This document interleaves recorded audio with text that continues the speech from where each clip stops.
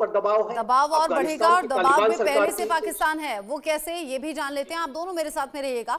पाकिस्तानी सेना की कमर तोड़ने की तैयारी अब टीटीपी ने और ज्यादा पुख्ता कर ली है। अब ये तैयारी कैसे सामने आ रही है, मिलिट्री की दुकानदारी पर हमला करने की तैयारी है, और यहाँ सीधे तौर पर बता दिया गया है कि पाकिस्तानी सेना से जुड़ी जितनी कंपनियां हैं वो हमारे निशाने पर हैं।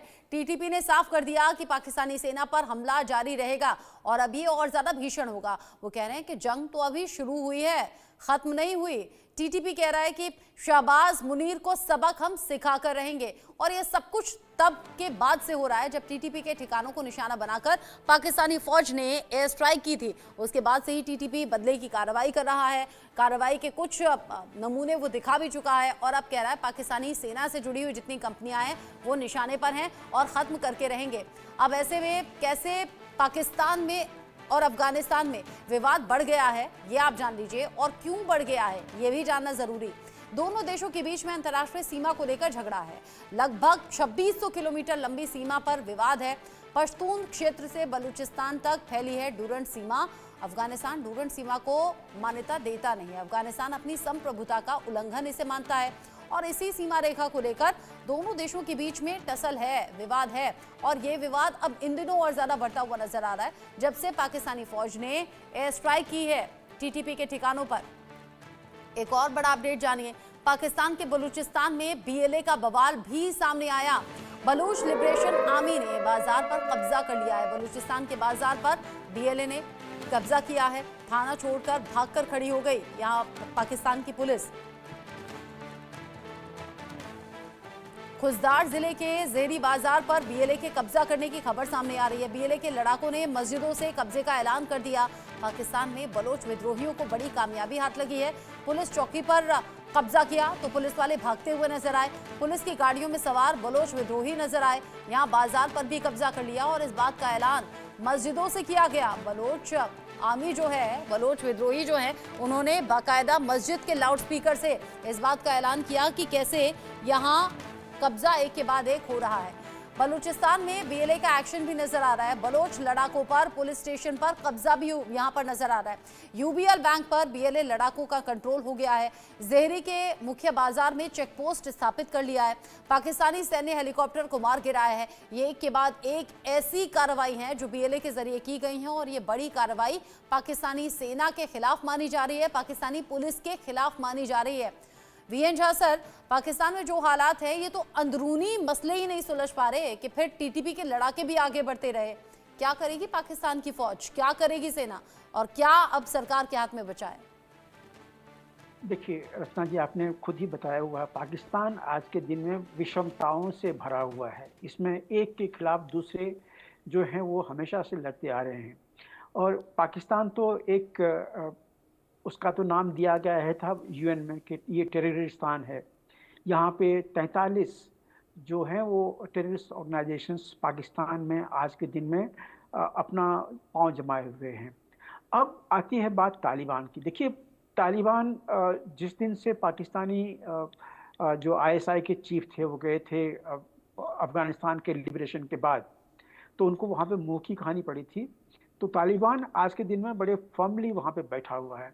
लेकिन आपको ये भी याद रखना पड़ेगा कि तालिबान के खिलाफ पाकिस्तान में जो आईसिस के जो है उसको वो यूज़ करता रहा है। इसी तरह से अफगानिस्तान टीटीपी को पाकिस्तान के खिलाफ में यूज़ करता रहा है। तो ये जो पूरा एरिया है ये विषमताओं से भरा हुआ। पाकिस्तान की बात आप कर ही रहे हैं, हम तो कर ही रहे हैं।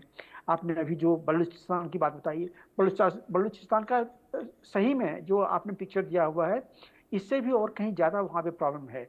लेकिन होगा वहाँ पे क्या? बलूचिस्तान लिबरेशन आर्मी आज के दिन में उस पोजीशन में नहीं है कि पूरे के पूरे बलूचिस्तान को वो अपने कब्जे में कर ले और इंडिपेंडेंट घोषित कर दे। उसके लिए उसके ऊपर में पाकिस्तान की पुलिस या पाकिस्तान की आर्मी भारी पड़ जाएगी उसके ऊपर में। इसी तरह से जो तालिबान का जो शासन है नदर्न एरिया में, जो पाकिस्तान का नदर्न एरिया है, वहाँ पे कब से तालिबान समझती है या अफगानिस्तान समझती है कि इसका नाम पश्तूनिस्तान होना चाहिए, जो खैबर पख्तूनख्वा की बात कर रहे हैं हम। तो वहाँ भी आज के दिन में काफ़ी गहरी संकट चल रही है। लेकिन पाकिस्तान के दो आका भी हैं, चीन और और सऊदी, ये दोनों अभी पाकिस्तान को फिलहाल तो टूटने नहीं देंगे। अब जहाँ तक ये छिटपुट घटनाएं हो रही है लड़ाई की, ये छिटपुट ही रहेगी। देखिए, जिहादी ऑर्गेनाइजेशंस जो हैं, ये लड़ना मरना ये जानते हैं। हमने यमन में देखा हुआ, हमने इराक में देखा हुआ, ईरान देखा हुआ है, हमने सीरिया में कब से देखा हुआ चल रहा है ये। तो ये आपस में कटना मरना ये इनका चलता रहेगा। पाकिस्तान भी अनिश्चितताओं से भरा हुआ एक देश है, वो भी वहाँ की गतिविधि चलती रहेगी। लेकिन अभी भी मैं ये समझता हूँ कि अफगानिस्तान में अगर तालिबान से भारत किसी तरह की अंडरस्टैंडिंग रखता है, तो किसी तरह की अंडरस्टैंडिंग जो है वो रख सकते हैं। कब तक चलेगा ये आप नहीं कह सकते हैं। आप जिहादियों पे आप बिल्कुल यकीन ना कीजिए।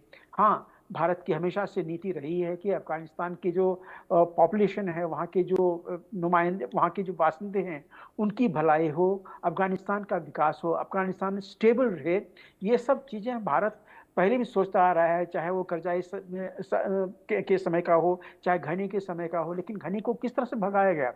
वो तालिबान ने भगाया था ना। उसके बाद कितनी सारी यातनाएं दी वहाँ की आर्मी को, ये भी तालिबान ने दी। तो ये भी बात आपको अपने जहन में रखनी पड़ेगी। जहाँ तक चाबहार पोर्ट की बात है, तो चाबहार पोर्ट अफगानिस्तान के लिए एक वरदान ही है। चाहे वो तालिबान रहे वहाँ पे शासन में या कोई और रहे, वो तालिबान के लिए एक, अफगानिस्तान के लिए एक वरदान ही है।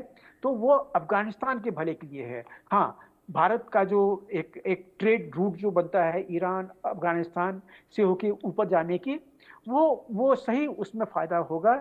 लेकिन मैं फिर से आपको कहता हूँ, देखिए, पाकिस्तान जिहादियों से भरा हुआ है, अफगानिस्तान जिहादियों से भरा हुआ है, उज्बेकिस्तान वो भी जिहादियों से भरा हुआ। आईसिस के वहाँ पे आज बहुत सारे लोग हैं जो कि रशिया में जाके उन्होंने, दागिस्तान में और भी मॉस्को में जाके उन्होंने खुराफातें की है।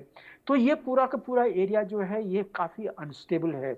अब ये जो CPEC आ रहा है चाइना से यहाँ के लिए, उसके ऊपर भी खतरा है। और अभी जो G20 ने एक अपना रूट बनाया हुआ है कि वो एक अलग कॉरिडोर लेके जाएंगे, कितना सक्सेस होगा कह नहीं सकते हैं। ये पूरा का पूरा मिडिल ईस्ट, सदर्न एशिया जो है काफ़ी अनिश्चितताओं से भरा हुआ है। लेकिन आज के दिन में तालिबान जिस तरह से अपना सूरत दिखा रहा है, मुझे लगता है कि अब लिमिटेड सक्सेस उसको मिल रही है। भारत से पहले रशिया ने भी कुछ लिमिटेड उसको फ्रीडम दी है, कुछ उसको मान्यताएं देने की वो सोच रहे हैं। हाँ। तो देखिए, ये चीज़ें कहाँ जाती हैं ये आगे देखना पड़ेगा। लेकिन मैं समझता हूँ कि ये अभी फिलहाल काफ़ी फ्लूइड स्टेट है, कुछ भी कहना मुश्किल होगा। ये आपने जो पूरा अपना व्यू इस पर रखा, आपने कहा अनिश्चितताएं यहाँ पर बहुत ज़्यादा नजर आती हैं। संजीव श्रीवास्तव जी, इन अनिश्चितताओं में पाकिस्तान के लिए तो अच्छी खबर नहीं है, तालिबान आगे बढ़ ही रहा है। भारत के लिहाज से ये डेवलपमेंट कैसे है? देखिए, पाकिस्तान अपने कृत्यों की जो सजा है वो भुगत रहा है। पाकिस्तान ने जो आतंकवाद को इंस्ट्रूमेंट ऑफ स्टेट पॉलिसी के तौर पर और आतंकियों को स्ट्रेटेजिक असेट के रूप में जो इस्तेमाल करने की उसकी जो नीति है, आज उसके लिए भस्मासुरी साबित हुई है। तालिबान को जाहिर है कि पाकिस्तान ने ही खड़ा किया था।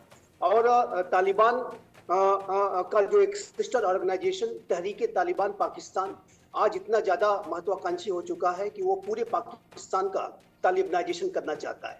यही जो पाकिस्तान के जो रूलर्स हैं, जो वहाँ की जो रियल रूलर्स वहाँ के आर्मी और ISI हैं, जब वो तालिबान को खड़ा कर रहे थे तो उनकी मंशा ये थी कि वो तालिबान के माध्यम से अफगानिस्तान को अपने एक स्ट्रेटेजिक बैकयार्ड के तौर पर इस्तेमाल करेंगे।